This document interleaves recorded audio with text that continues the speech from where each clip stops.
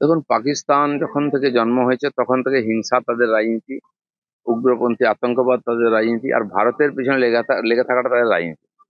ওখানে চিরদিন ওই বর্ডারে আমাদের যারা নাগরিক আছেন তাদের বাড়িতে সেলিং করা, তাদেরকে মারা, জমি ফসল নষ্ট করে দেওয়া। এখন আসতে পারে না ওখানে রেলিং দিয়ে দেওয়ার জন্য। এটাই হয়েছে। সেনার সঙ্গে লড়ার দম নাই, যতবার লড়েছে মার খেয়েছে। আর ভারত কোনোদিন উগ্রপন্থাকে, কোনোদিন টেরোরিজমকে মদদ দেয়নি। ভারত যে ঠিক ছিল এখন ঠেকে সারা দুনিয়া শিখেছে। তাই ভারত তথা নরেন্দ্র মোদীর পেছনে সবাই দাঁড়িয়েছে। এই যারা এইরকম রাষ্ট্র যাদের দম নেই, যাদের সেনারা চাকরি ছেড়ে দিচ্ছে, যাদের সেনাপ্রধান নিজের পরিবারকে দেশের বাইরে পাঠিয়ে দিচ্ছে, যারা সাধারণ মানুষের সঙ্গে নেই, তারা ভারতের সঙ্গে কি লড়বে? আজকে নিজের দেশের মধ্যে যে বৈরী গ্রুপ আছে, সে বালুচিস্তানের হোক বা তালিবান হোক, তাদেরকেই সামলাতে পারছে না। তো সেই জন্য এই করে একটু ভয় দেখাবার চেষ্টা করছে, কিন্তু এটা তাদের হিতে বিপরীত।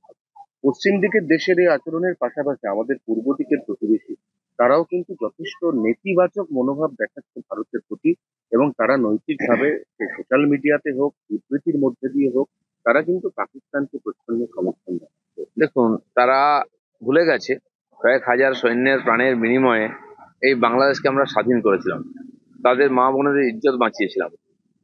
না হলে বাংলাদেশের অর্ধেক মানুষকে শেষ করে দিত, আজকেও পাকিস্তানের বুটের নিচে থাকতো।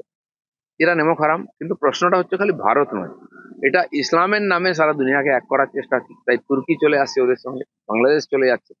তো এটাই ওদের কাছে কাল হবে। যদি এই রাস্তা ঠিক হতো, আজ তো পাকিস্তানের সঙ্গে কেউ খাড়া হতো। কেউ দাঁড়ায়নি কেন? কারণ বুঝে গেছে এরা মৌলবাদী ইসলামের নামে টেরোরিজমকে প্রমোট করছে। তাই সারা দুনিয়া আজকে ওদের বিরুদ্ধে।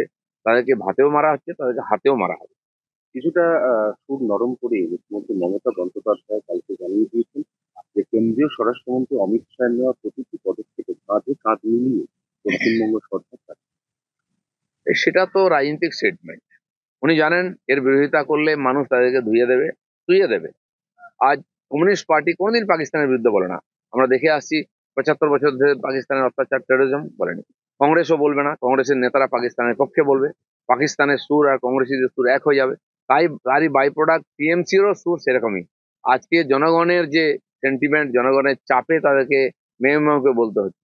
যদি হিম্মত হয় বলুন টেরোরিজমের বিরুদ্ধে, কারণ আপনি টেরোরিজমকে প্রমোট করছেন। বলুন বাংলার মানুষকে যে সবাই আমরা এক হয়ে 10 কোটি মানুষ আর কেন্দ্র সরকারের সঙ্গে থাকবো, সেনার সঙ্গে থাকবো, যা ডিসিশন নেবে মোদী গভর্নমেন্ট তার সঙ্গে থাকবো। খোলাখুলি বলা উচিত। নাহলে আমরা সন্দেহ করবো যে ডাল মে কুছ কালা है।